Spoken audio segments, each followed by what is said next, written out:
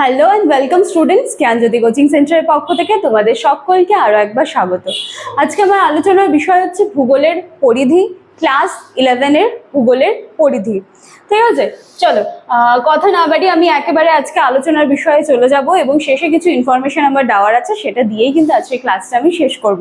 দেখো, সবার প্রথমে রয়েছে ভূগোলের পরিধি। ঠিক আছে, ভূগোলের পরিধি আলোচনা করতে গিয়ে আমরা মানুষ ও প্রকৃতির সম্পর্ক যেটা আছে সেই ব্যাপারে জানবো, এবং মানুষ ও প্রকৃতির যে সম্পর্কটা আছে সেটা আলোচনা করতে গিয়ে আমরা দেখব যে সেখানে কিন্তু নানান যারা ভূগোলবিদরা রয়েছেন তাদের কিন্তু নানান ধরনের মতপার্থক্য বা দ্বন্দ্ব যেগুলো রয়েছে সেগুলোও কিন্তু দেখবো যে একে একে সামনে আসছে। এবং এই যে নানান ধরনের মতপার্থক্য দ্বন্দ্বগুলো যে তৈরি হচ্ছে সেখান থেকে কিন্তু আবার দেখো নানান ধরনের যে দৃষ্টিভঙ্গিগুলো রয়েছে, ঠিক আছে, এক একজন ভূগোলবিদ নিজেদের মতন করে নিজেদের মতন করে যে দৃষ্টিভঙ্গিগুলো রেখেছেন বা নিজেদের মতামতগুলো যে রেখেছেন সেইগুলোর ব্যাপারে কিন্তু আমরা জানতে পারবো। তোমাদের টেক্সট বুকে কিন্তু দৃষ্টিভঙ্গি এখানে 5 রকমের দেওয়া হয়েছে এবং আমিও সেই মতোই সেগুলোই তুলেছি এবং সেগুলোকে একটু বুঝিয়ে দেওয়ার কিন্তু চেষ্টা করব। তাহলে সবার প্রথমে জানতে হবে যে ভূগোলের পরিধিটা কি বলেছে। দেখো, এর আগের দিনের ক্লাসে আলোচনা করতে গিয়ে আমরা দেখেছিলাম যে ভূগোলকে কিন্তু বলা হচ্ছে যে শাস্ত্র, এবং ভূগোল কখনো কিন্তু একা আসে না। ভূগোল সবসময় যেমন প্রকৃতিকে নিয়ে কথা বলে, এর পাশাপাশি কিন্তু ভূগোল মানুষকে নিয়েও কথা বলে। প্রকৃতির মধ্যে যেমন ভূমিরূপের উৎপত্তি, বিবর্তন, বায়ুমণ্ডল, মৃত্তিকা, এই সমস্ত কিছু নিয়ে যেমন ভূগোল কথা বলে, তেমনি মানুষ, ঠিক আছে, সমাজ, রীতিনীতি, সংস্কৃতি সমস্ত কিছু নিয়েও কিন্তু ভূগোল কথা বলে। তাহলে আমরা দেখতে পাই যে এই ভূগোলের মধ্যে মানুষ এবং প্রকৃতির কিন্তু একটা সম্পর্ক আছে, এবং এইভাবেই মানুষ এবং প্রকৃতির মধ্যে যে সম্পর্ক, এইভাবেই কিন্তু আস্তে আস্তে দেখা যাচ্ছে যে ভূগোল কিন্তু এখন আর সীমিত নেই, তার যে পরিধি রয়েছে সেটা কিন্তু এখন একেবারে ব্যাপক হয়ে গিয়েছে। তাহলে দেখো, ভূগোলের পরিধিটা তো ব্যাপক হয়ে গেল, তাহলে মানুষ এবং প্রকৃতির একটা যে সম্পর্ক আছে সেটাও আমরা জানতে পারলাম। কিন্তু এই যে মানুষ এবং প্রকৃতির সম্পর্ক, এটা নিয়ে কিন্তু অনেক দ্বন্দ্ব বা নানান ধরনের যারা ভূগোলবিদরা রয়েছেন তারা কিন্তু সবাই নিজেদের কিন্তু মতামত পোষণ করেছেন।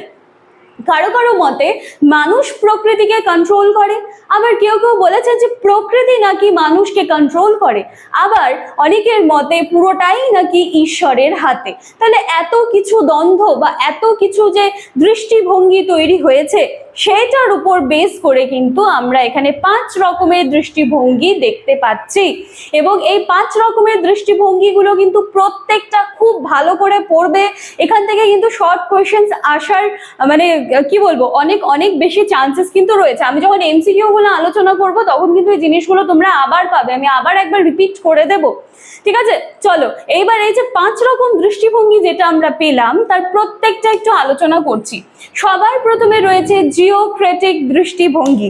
এখানে এই দৃষ্টিভঙ্গিতে মনে করা হয় যে মানুষ এবং প্রকৃতির মধ্যে প্রকৃতি মানুষকে কন্ট্রোল করছে। আমি বললাম না, নানান ধরনের দ্বন্দ্ব, নানান ধরনের মতবাদ রয়েছে। তো চলো, সবার প্রথমেই আমরা পেয়ে গেলাম জিওক্রেটিক দৃষ্টিভঙ্গি, যেখানে বলা হচ্ছে যে প্রকৃতি কাকে কন্ট্রোল করছে, মানুষকে কন্ট্রোল করছে। ঠিক আছে, এবং এই ধারণা থেকেই কিন্তু পরবর্তীকালে সৃষ্টি হচ্ছে বা উদ্ভব হয়েছে নিয়ন্ত্রণবাদের। কারণ এখানে প্রথমে একটা কন্ট্রোল করার ব্যাপার, কোনো কিছুকে একটা নিয়ন্ত্রণ করার ব্যাপার, এবং কোনো কিছু বলতে কোন জিনিসটা কে কাকে নিয়ন্ত্রণ করছে, এই যে আমাদের যে প্রকৃতি পরিবেশ রয়েছে, এই প্রকৃতি পরিবেশ মানুষকে নিয়ন্ত্রণ করছে। এবং এটা কোন দৃষ্টিভঙ্গিতে আমরা পেলাম? এটা পেয়েছি আমরা জিওক্রেটিক দৃষ্টিভঙ্গিতে।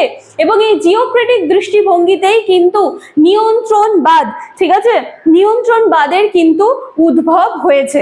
আচ্ছা, জিওক্রেটিক দৃষ্টিভঙ্গি আমরা জেনে গেলাম যে এখানে মানুষকে কন্ট্রোল করছে কিন্তু প্রকৃতি। আচ্ছা, তাহলে এবার সমর্থকদেরও নাম আমাদেরকে জেনে নিতে হবে। দেখো, তোমাদের টেক্সট বইতে কিন্তু খুব সুন্দরভাবে দেওয়া আছে। সমর্থক যারা ছিলেন ভূগোলবিদ Alexander von Humboldt, Friedrich Ratzel, Ellsworth, Huntington, Ellen Churchill, Semple প্রমুখরা ছিলেন কিন্তু নিয়ন্ত্রণবাদের সমর্থক। এবং এর আগের দিনের যেই চ্যাপ্টার ছিল বা আগের দিনের যেই বিষয়টা আলোচনা করেছিলাম সেখানে আলোচনা করতে গিয়ে কিন্তু তোমরা ইতিমধ্যেই ভূগোলবিদ আলেকজান্ডার ভন হামবোল্ট, ফ্রেডরিক রাটজেল, এই ভূগোলবিদ যারা রয়েছেন তাদের সাথে কিন্তু তোমরা পরিচিত হয়েছে, এবং এই নামগুলো কিন্তু খুব ভালোভাবে তোমরা দেখেছো। ঠিক আছে। এর পরবর্তীতে দেখো থিওক্রেটিক দৃষ্টিভঙ্গি। থিওক্রেটিক দৃষ্টিভঙ্গিতে কি বলা হচ্ছে, এখানে বলা হয়েছে বা এই দৃষ্টিভঙ্গিতে মনে করা হয়েছে পুরোটাই নাকি ঈশ্বরের ইচ্ছায় এবং ঈশ্বরের নির্দেশে। এখানে কিন্তু আর কেউ কাউকে কন্ট্রোল করছে না, এখানে মানুষ এবং প্রকৃতি এই পুরোটাই যে সৃষ্টি হয়েছে এই পুরোটাই কিন্তু একেবারে ঈশ্বরের ইচ্ছায় বা মানে বলা হয়েছে বা ঈশ্বরের নির্দেশে কিন্তু এই মানুষ এবং প্রকৃতির যে ব্যাপারটা আছে, যে সম্পর্কটা আছে, সেটা কিন্তু পুরোটাই ঈশ্বরের নির্দেশে তৈরি হয়েছে। এবং এই দৃষ্টিভঙ্গিরও নিশ্চয়ই কিছু সমর্থকরা রয়েছেন, চলো তাদের নামগুলো আমরা দেখে নিচ্ছি। ভূগোলবিদ কার্ল রিটার এই ধারণায় কিন্তু বিশ্বাসী ছিলেন। ছোট প্রশ্ন হিসেবে তোমাদের দিয়ে দিতে পারে যে ভূগোলবিদ কার্ল রিটার কোন দৃষ্টিভঙ্গিতে বিশ্বাসী ছিলেন? তোমরা তখন একেবারে চোখ বন্ধ করে লিখে দেবে থিওক্রেটিক দৃষ্টিভঙ্গি। ঠিক আছে, সেজন্য কিন্তু সমর্থক যারা ছিল তাদের প্রত্যেকের নাম কিন্তু খুব ভালোভাবে দেখে যেতে হবে। এরপরে দেখো ওক্রেটিক দৃষ্টিভঙ্গি নাম্বার 3। এখানে কি বলা হয়েছে, এই দৃষ্টিভঙ্গিতে মনে করা হয়েছে প্রকৃতি মানুষকে অনেকগুলো না অপশন দিয়ে দেয়। ঠিক আছে, এবার মানুষ কি করবে, সে অনেকগুলো অপশন থেকে যেটা বেটার হবে সেটাকে বেছে নিয়ে সেইভাবে প্রকৃতিকে সাজিয়ে তুলবে।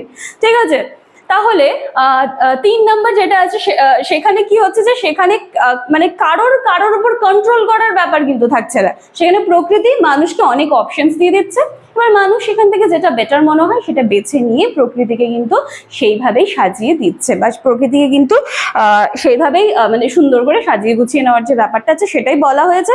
এবং এই যে ধারণা বা দৃষ্টিভঙ্গি, ইউক্রেটিক দৃষ্টিভঙ্গি, এইখান থেকে কিন্তু সম্ভাবনাবাদ, ঠিক আছে, এখান থেকে কিন্তু সম্ভাবনাবাদ এই যে ধারণা এর কিন্তু সৃষ্টি হয়েছে বা উদ্ভব হয়েছে কিন্তু তোমরা বলতে পারো। এরপরে দেখো বৈজ্ঞানিক সম্ভাবনাবাদ। বৈজ্ঞানিক সম্ভাবনাবাদ, এখানে কি বলা হয়েছে, এই দৃষ্টিভঙ্গিতে মনে করা হয় যে মানুষ এবং প্রকৃতির মধ্যে কোন প্রাকৃতিক বিষয় মানুষ কতটা নিয়ন্ত্রণ করবে সেটা কিন্তু সম্ভাবনা তত্ত্বের উপর নির্ভর করে।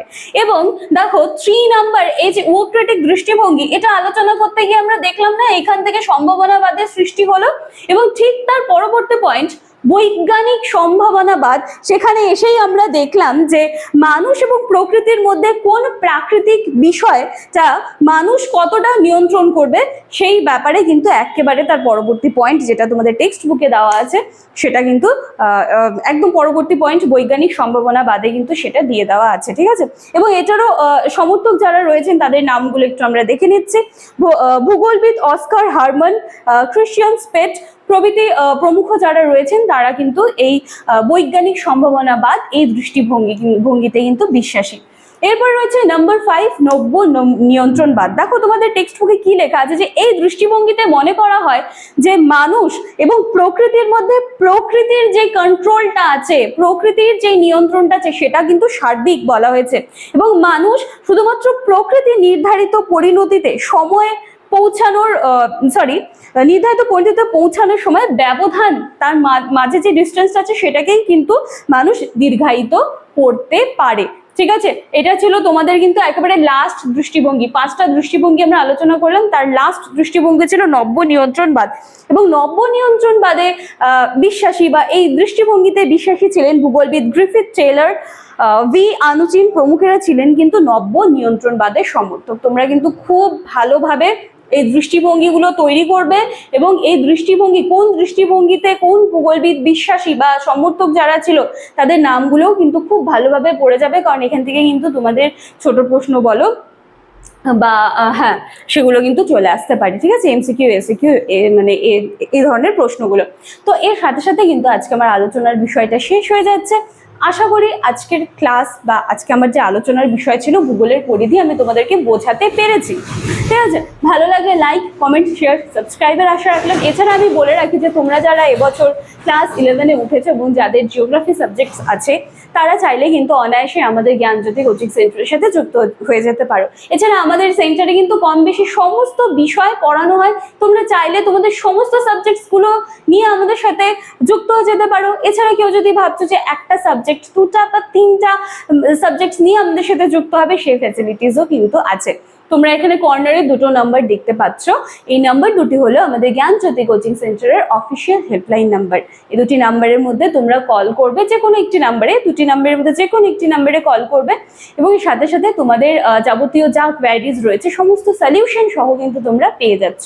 এবং আমি এটাই বলবো যে শুধুমাত্র তোমাদের কথা মাথায় রেখে কিন্তু কোর্স ফি ভীষণ ভীষণ সামান্য রাখা হয়েছে।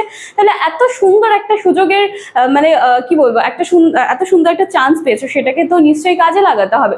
তো চলো, আজকের ক্লাসটা এটুকুই থাকছে। পরবর্তী দিনে একটা নতুন টপিক নিয়ে, মানে এর পরবর্তী যে বিষয়টা রয়েছে প্রাকৃতিক ভূদৃশ্য, সেটা নিয়ে কিন্তু আমার পরবর্তী দিনে ক্লাস থাকবে।